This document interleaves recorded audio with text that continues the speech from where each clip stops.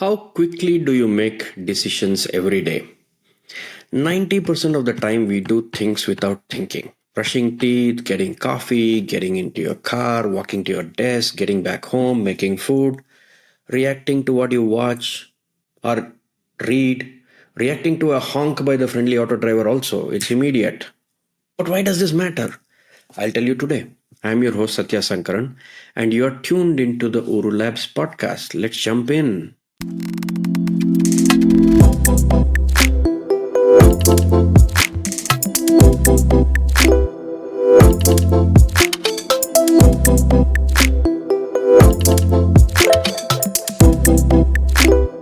So, Daniel Kahneman was a psychologist who studied human behavior. In 2022, however, he won a Nobel Prize for economics. And then he wrote the best selling book called Thinking Fast, Thinking Slow. As the name suggests, in this book he unpacks the two types of thinking humans do: fast, quick, reactionary thinking, slow, measured, database thinking. Like I mentioned in the intro, 90% of our thinking is fast. It's based on information we have already gathered. For example, if you get in your car every day and head to work, you do it without thinking. You probably don't even need the assistance of a GPS to do the trip. And you're probably even on, doing some other thinking in your head. You're not even focusing on the route, and yet you get to work because it's built into your habits. It gets into your mind, and you're just on the road without even thinking. Sometimes if you have to take a detour, you forget and you just kind of go in the same route. That's how deep it gets into you. That's fast thinking, and you don't even call it thinking at some time. But this is thinking fast. Slip on shoes, fetch the keys, and you're off. You don't need to read a book every day to get in your vehicle and drive to work. You just do it. However, imagine if you suddenly decided to take public transport or bicycle to work. It's daunting. You have many unknowns. You spend a few days assessing the route to office, consulting maps, checking timetables, the bus stop, the train station. And if you're a woman, you're concerned about safety when you're returning back in the evening. Would you have lights? Will I be visible?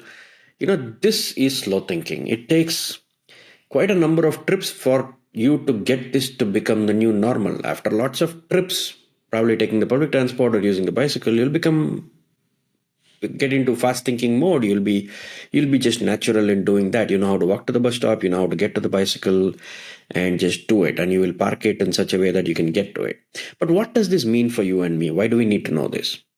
Clearly, if you want to do new things or think critically about something, you need to get yourself into the slow thinking mode, because naturally we will always be in the fast thinking mode. We'll quickly use our prejudices, the prior opinions that we may have, to create a judgment and just do it quickly. Let's give you an example.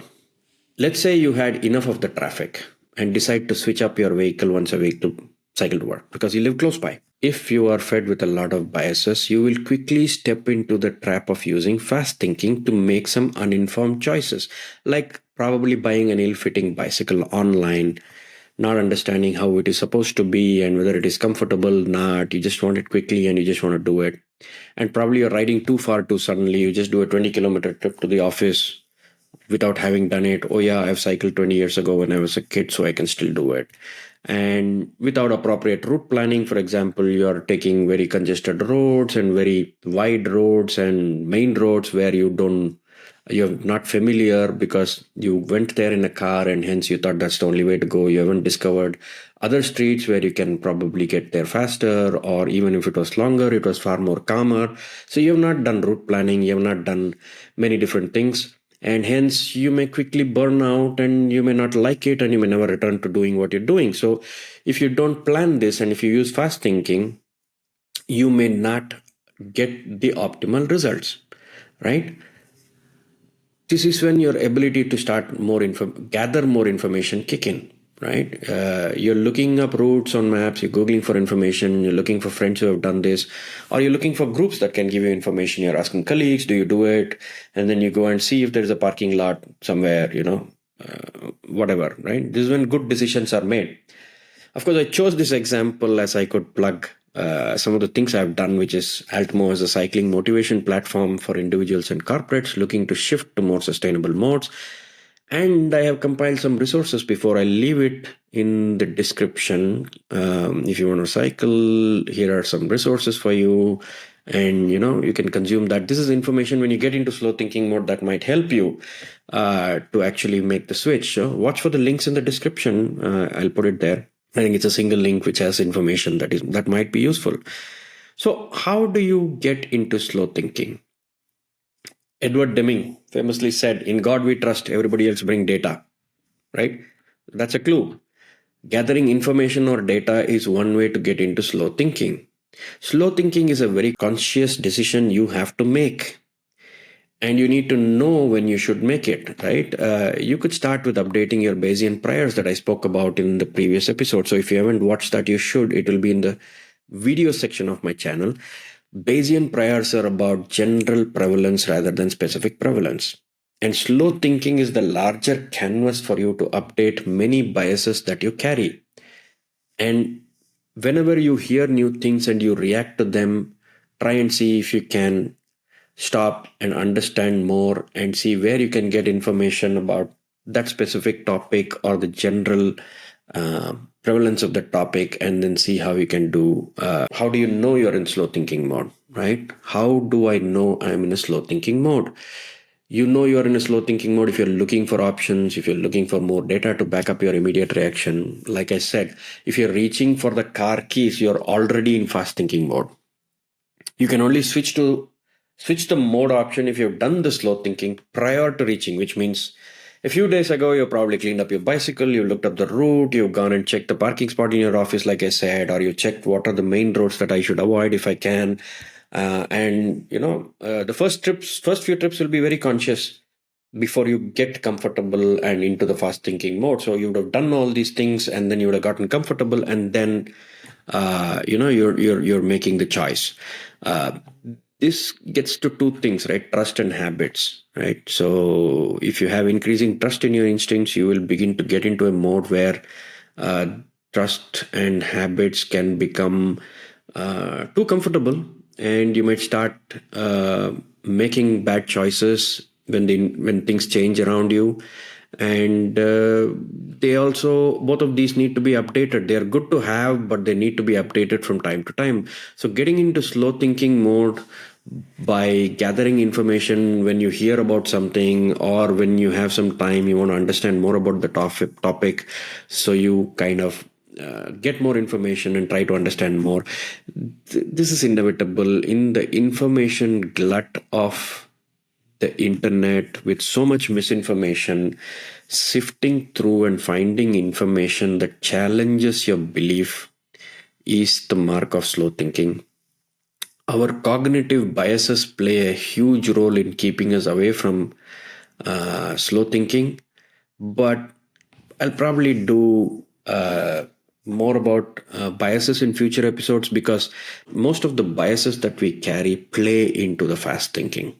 So the next time you hear about biases and cognitive biases and things like that, tie them into fast thinking, because that is what those mental models will what help you make decisions quicker. And you're doing it unconsciously. You're not applying the mental model before you're thinking fast, right? So I could give you some examples, but I don't want to do it now. Just remember that when you're doing new things, you do end up becoming a slow thinker. You do end up, and this is mostly used by people in marketing to help you get back to slow thinking, so you can reorient your choice. I try to use that. If I want to get you to ride a bicycle, I want you to get into slow thinking mode and imagine them differently, and imagine the biases that you carry. So most of the time I'm communicating about biases, so that because in fast thinking you have a bias. If I tell you you're having a bias, and then I expect you to go back into slow thinking and gather some data and change your habits and things like that, it's very useful for me to know whether you're doing fast thinking or slow thinking. So that's how people who want to help you pick products, help you pick new services, or think about things differently, these kind of concepts are useful for them.